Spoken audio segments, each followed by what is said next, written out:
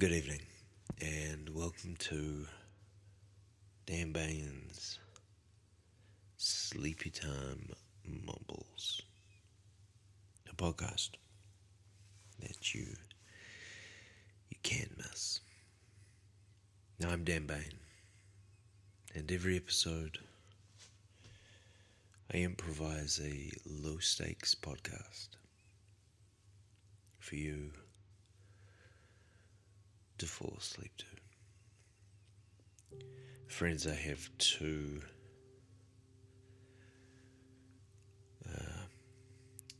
orders of business I would like to bring to your attention before we begin this evening's episode.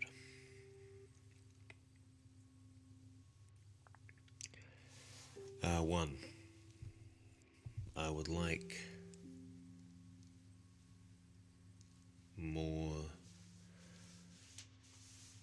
5 golden star reviews on Apple Podcasts. Right now, I have 40, I think. Now that is a good number. Many podcasts, particularly in the smaller indie space, they'd be thrilled for 40. And I'm thrilled too, but I could be more thrilled. And why? Because I know that there are a lot more than 40 people that listen to the show. So, dear friends skulking in the shadows, now's your time. Not now, obviously, but let me plant the seed. Maybe sometime this week. There's 2 great ways to help out the show, if you like it, which it seems you do. One of those, and the best one I think, is to physically tell someone with your voice about it in real life. Just, here is a thing that I do. People talk about how bad their sleep is all the time. That's your cue to jump in. But the other thing you could do is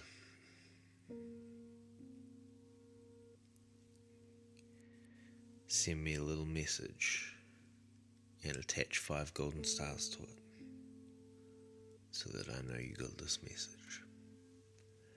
Alright, that is point of business number 1. Point of business number 2.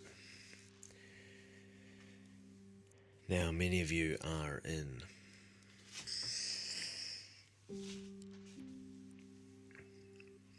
what I would describe as not New Zealand, which is where I am. And not only is it where I am, but it is also where I am about to embark on a rather ridiculous process of recording all 3 of my stand-up comedy hours in one night, back to back. That's a whole lot of Dan. Now, if you are in Christchurch, New Zealand, or adjacent environs, you should come to the show. That's it. I think you have to.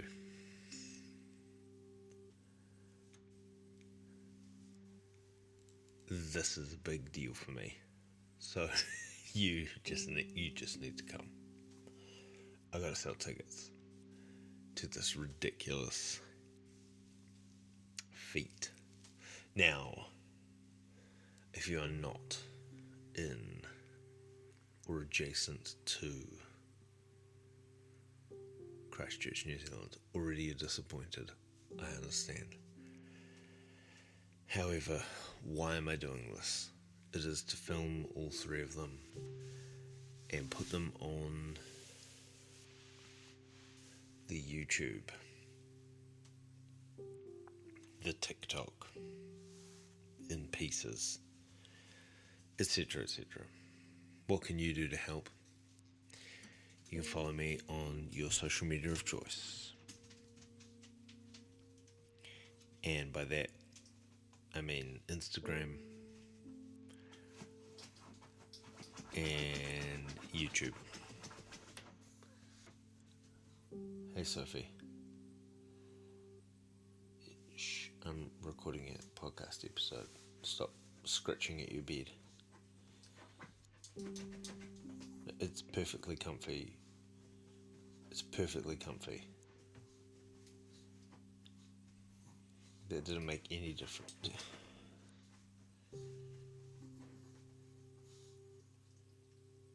Anyway.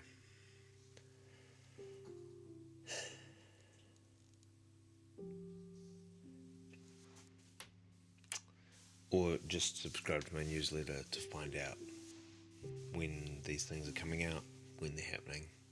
That would be amazing. No pressure. But those are two things that you could do right now. Very easy to help me out. But don't do them now. That can wait. For now, put down your phone, turn off your screens, and close your eyes. Now it's time. Now it's time to be mumbled to sleep.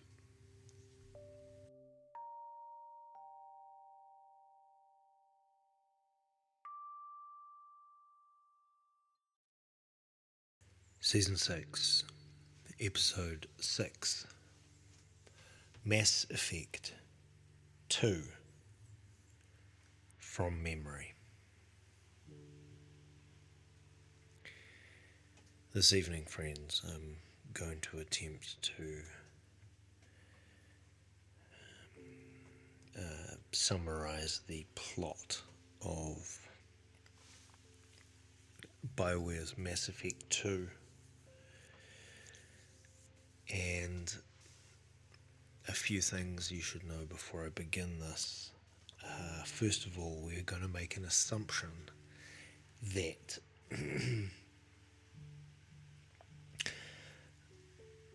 Ashley was let's say Ashley is the Vermeer survivor. Rex survived. The Council survived. For those of you that don't know, some of the choices that you make in Mass Effect 1 are plot critical or create significant differences in Mass Effect 2 and indeed Mass Effect 3.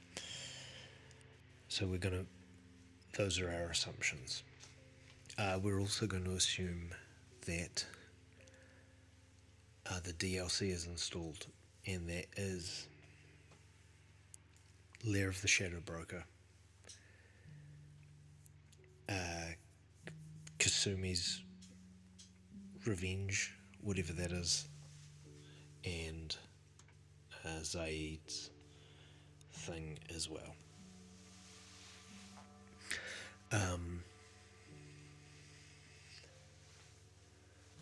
I have only played this with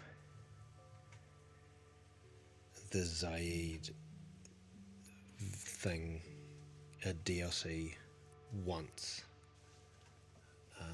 on my most recent playthrough, which was well over a year ago. I think I've got three full playthroughs of Mass Effect 2 and one of, you know how when someone you know is playing it in the house and you kind of pop in and out and see what choices they're making. Those are the info that I'm going into this with. Okay. Now, also, I will just qualify this with the perhaps self-evident statement that this episode of Sleepytime Mumbles contains spoilers for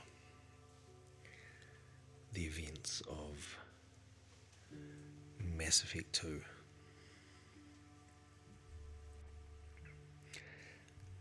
Let's just really quickly talk about game mechanics before we get into plot.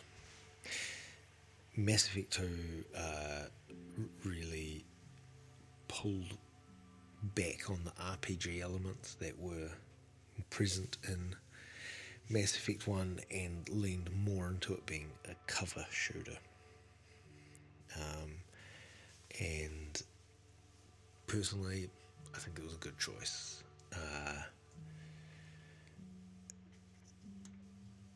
I think it's the combat is much crunchier. The whole interface is just better.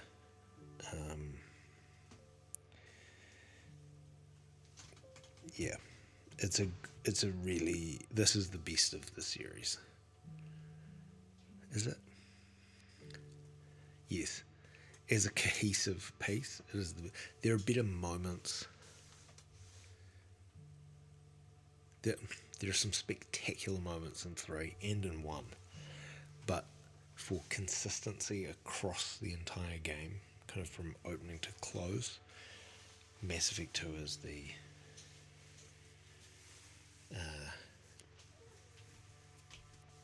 piece de resistance of the series.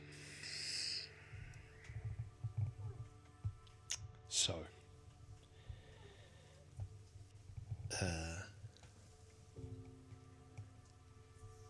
let's remember the story.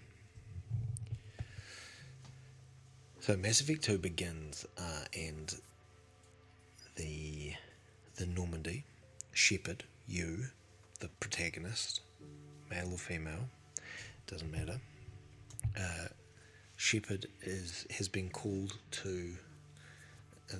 They're investigating abductions from human colonies by this species of aliens called the Collectors, and so they kind of land on these human settlements, kind of outpost, rim world kind of settlements away from the galactic core, and they have been releasing these swarms of like little stingy beetle things that paralyze people and then abducting everyone. No one knows why they're being abducted, but this is a consistent thing. This is a consistent problem. Shepard and the Normandy have been tasked with investigating what's going on, and at the beginning of the game, you're in the Normandy flying around trying to do this investigation, and then the Collector ship, which is an enormous kind of battleship, sort of thing that looks like a. It looks semi-organic. It looks kind of like a. I always thought it looked a bit like a big. You know how an elm tree loses bark in those kind of huge swathes of cylindrical. I always thought it looked a bit like that, with like spikes. Anyway, it's massive, and it's chaos on board the Normandy because everyone's, oh no, they're locking onto us, and they do lock onto us, and a huge laser fires out, and it just destroys the Normandy. It blows apart, and explosions all through it, full system failure. Inside, it's evacuation, all hands, abandon ship kind of thing. And we see some members of our team kind of abandoning, like I think we see Garrus, I think we see Liara loading into the evacuation pods, and Shepard runs kind of through the burning ship to save Joker, who's the pilot, you'll remember. Because obviously, as the pilot, he's furiously trying to hold the ship together, but Shepard is like, you have to get out. And kind of half carries him out. And then we get Joker into a launch tube, and he launches. And then the ship gets shot again by this collector ship, and Shepard gets jettisoned out into outer space, and we realise that their pressure suit is leaking, like there's air kind of coming out of all these holes in it, and then they start kind of writhing around a bit, and you're like, wait, what? And then Shepard dies in title screen. It's a very shocking opening, and I've watched a couple of people play it, and it is a delight to watch someone have played all of Mass Effect 1 and then play the opening of Mass Effect 2 and then have the kind of sucker punch of, oh gosh, Shepard just died. Now, then, title screen. Then, is it the Skyrim opening? Wake up, wake up. What has been happening? You wake up, Shepard is alive again. What is going on? You're in like a facility and there's alarms going off. It's a bad time. Someone's talking to you on the comms though. They're like, Shepard, you got to get up. You got to get up right now. And you're like, what's going on? I thought I was dead. Anyway, turns out you've been brought back to life at the cost of kind of billions of dollars by an organization called Cerberus, who are certain that only you, Shepard, has what it takes to kind of to stop the collector menace, and so have spared no expense in kind of bringing you back to life. And so you're kind of a bit cyborgy, a bit kind of clone parts, a bit, and also a bit kind of questioning your own identity now, aren't you? But nonetheless, you kind of look the same, except you've got cool scars. Okay, so this base is under attack, though. That's kind of the thing. And you're being guided out. And as you run, the person that's talking to you on the com, that's like shepherd, you've got to get out, is her name is Miranda, and she is like she's like basically a genetically perfect human. She's kind of been engineered. She has biotic powers. She's cool. She has an Australian accent. But anyway, she's going to be part of the team. She's going to be part of your team, but you haven't met up with her yet. But as you're running through, you come across Jacob, and Jacob is also going to be one of your kind of teammates, and he's kind of he's kind of a fitness buff, and just a general kind of, he's kind of a soldier, kind of tank class kind of character. And so you'll escape from that, from the situation there. I can't remember what's happened. Like the security robots have. Anyway, you get out of there, and then some stuff happens, but ultimately it builds to you having a meeting with this guy called the Elusive Man, who is the head of Cerberus. He runs Cerberus. This is the guy that's brought you back to life.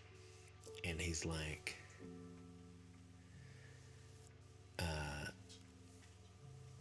Shepard, you're the only hope for humanity, and the collectors must be stopped, and the only way to do that is to jump through the Omega-4 relay. Now, you may recall that Mass Effect, faster than light travel is done by these kind of accelerator platforms that kind of throw your ship at kind of faster than light speeds. The Omega-4 relay is this relay that anything that's jumped through it, nothing's ever come back. And it is seen as being a suicide mission. And that is the crux or the plot of Mass Effect 2. Is you're going to do a suicide mission, and if you're going to do a suicide mission, you need a team. So it's the Dirty Dozen, right? The Elusive Man is, you're going to need a team, and you're like, I liked my old team, and he's like, your old team is blown to the wind. You've got time to build a new team. And he's got some dossiers and some follow-ups on people he thinks are good for the team. And you're going to travel around, recruit the team members, which will be kind of a mission. And then, if you're sensible, you will also win their loyalty. Then you're going to do, there'll also be side quests and whatnot throughout it. And then you will attempt to complete the suicide mission at the end. So at the end, you're going to get this team of people, you're going to get as capable as you possibly can, and then you're going to jump through the Omega-4 relay to find out what is on the other side. And what a great time it is. I think the best way to do this is to talk about the team members, how to win their loyalty, and I don't know, anything else that comes up on the way. Okay, So, I'll try and talk about these in chronological order, but bear in mind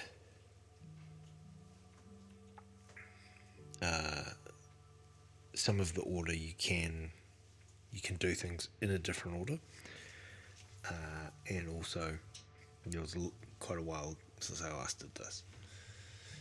Okay, so the first missions you get are the first people you can recruit: Archangel, the scientist. I think maybe it's the doctor he's called. If you've got it installed, the master thief. Maybe the mercenary. I can't remember if that's installed. And Archangel, the doctor, the criminal. So you don't get you don't get access to all of them at the top, but you can kind of pick kind of the first people that you want to recruit. And bear in mind, of course, on these first ones, you've also got Miranda and Jacob. Oh, also, as well as rebuilding you, they've rebuilt the Normandy. It's called the Normandy 2, and Joker is still the pilot. And they've installed artificial intelligence into the Normandy, so the ship kind of has a personality as well.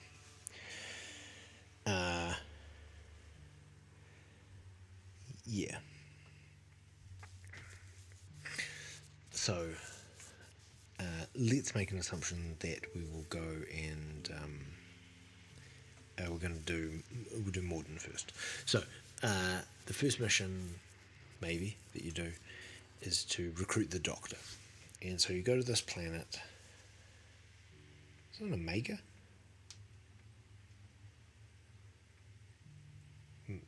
Maybe it is. I can't remember. Anyway, he's on. Oh, maybe it is. I think it is.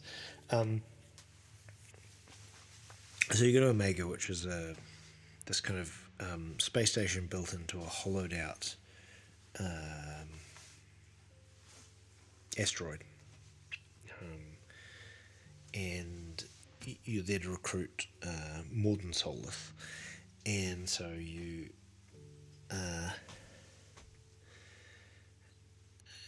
And he's apparently running a clinic downtown because there's some plague affecting the kind of the slums. So you head down there, and basically the mission, you help him. Oh, you rescue his assistant, and then he's kind of happy to leave him to do the work and come with you. Morden is one of the great Mass Effect characters. He is a Solarian, so he talks very fast. He's kind of a bit lizardy, a bit grey alien. They've also kind of got these flesh horn things. And one of his is missing. He used to be a Special Forces kind of operative, but he's also a very competent scientist, and we discover as we go on that he was kind of responsible in many ways for the genophage, which was the genetic kind of sterilization of the Krogan race. And so this is a real guilt that he holds and kind of carries with him.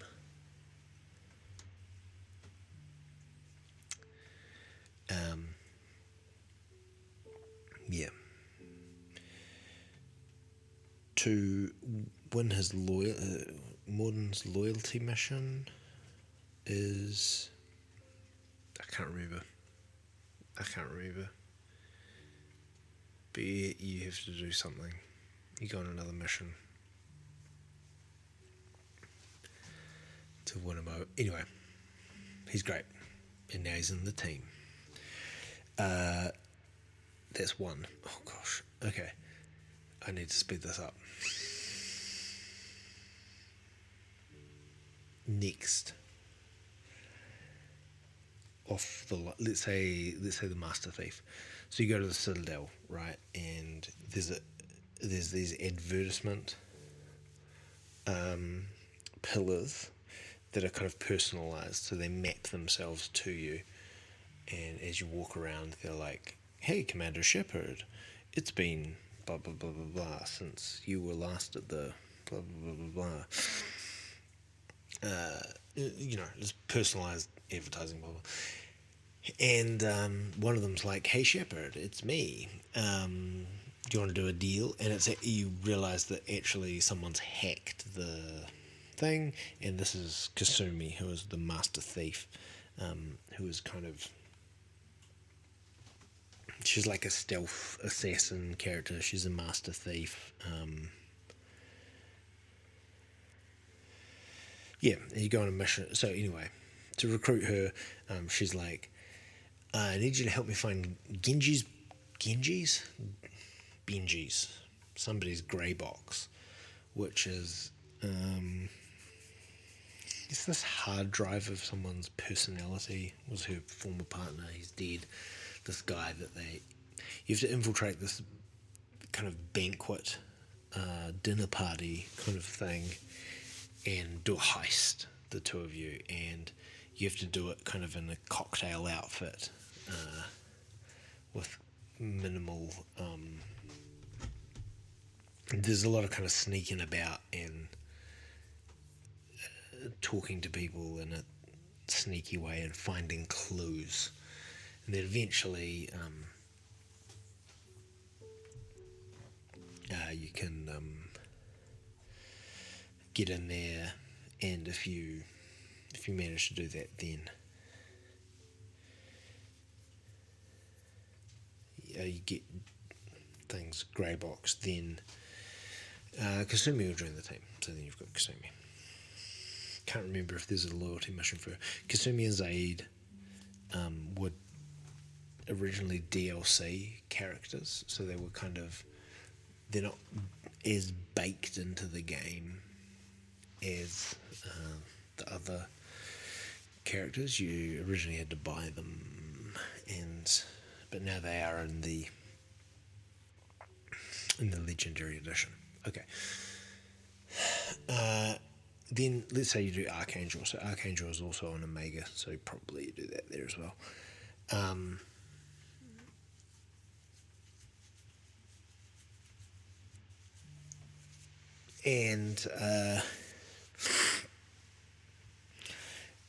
So on Omega there's a kind of a gang war going on between the Blue Suns and another gang. No, all three of them have united, that's right, to take down Archangel, who is like a vigilante that's just been ruining things for gangs. He's Space Batman, I guess is the way to describe it. And so you go there and you start investigating and whatnot, and eventually, after finally coming across Archangel, you realise, oh my gosh, Archangel is Garrus from Game 1. Like, that's what he's been doing while you've been away. He's also been turning into... So Garrus in Mass Effect 1 is kind of just like a space cop who's a little bit starting to kind of question what is his vibe. But from Mass Effect 2, Garrus reboots into just being, first of all, your best buddy. Garrus is going to be like your best space buddy. Always a pleasure to see him. And you can romance Garrus I think only if you're a femship. But either way, it's a bromance. And then you rescue Garrus, get him out of that situation. Garrus is on the team Oh yeah. So now you've got some blooming options, which is good. If you think about it now, the team is Kasumi, Morden, Jacob, Miranda, and Garrus. That's pretty good, but not enough. I think there's another collector attack. I think around this kind of time there's another significant kind of collector attack on Eden Prime. Is it the Eden Prime one? Maybe it is. I'm not sure. And you go and investigate that and kind of trying to follow it up, kind of thing. And then I guess some more options for characters unlock. So the next one is Okia, and so you get this lead on this scientist that's working on solving the Krogan genophage, and you go to his base, and then he dies, but you get like a tank that has a Krogan in it, and I mean you could not open it, but I don't know why you would not. And eventually you open it, and there's this Krogan clone. So because of the genophage, right? Krogans can't reproduce, or they can, but at like a kind of 1 in 1,000 kind of successful pregnancy kind of thing. I think they lay eggs. So anyway, and so he's been working on cloning Krogan, and so he's made this kind of, again, a similar way to kind of Miranda, like this kind of genetically built from nothing. And so he has like implanted cultural memories, but he's an interesting character because he's kind of fully grown, but he kind of has toddler energy, but also he has Krogan cultural memory, so he is hyper violent, and there's a really fun kind of character contradiction kind of within his character that's really fun to interact with.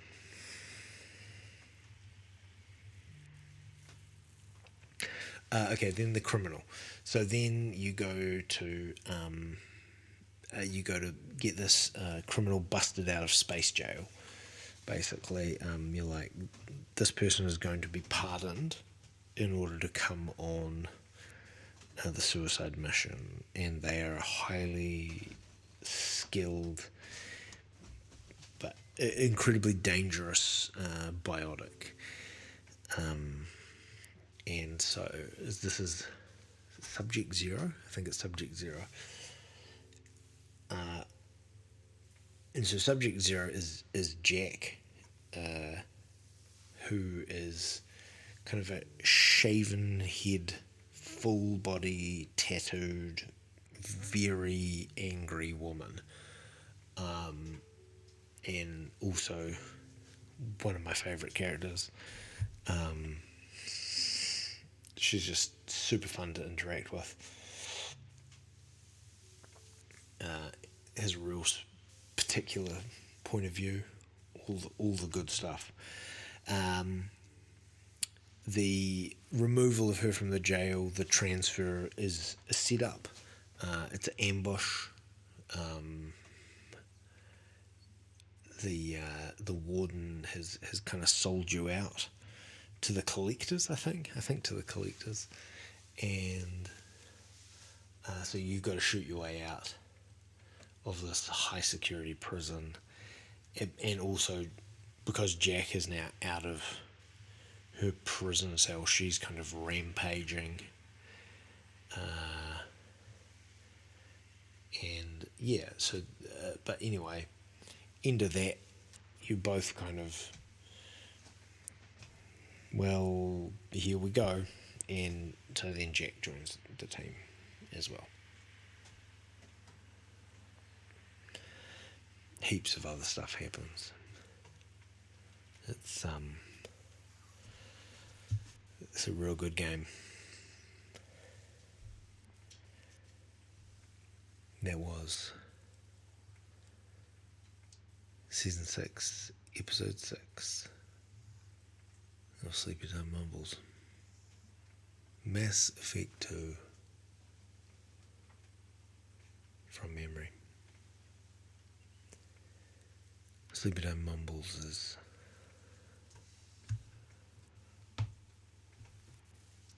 produced by Noose Octopus, Theatre, etc. And is hosted and created by me, Dan Bain. You can follow the show on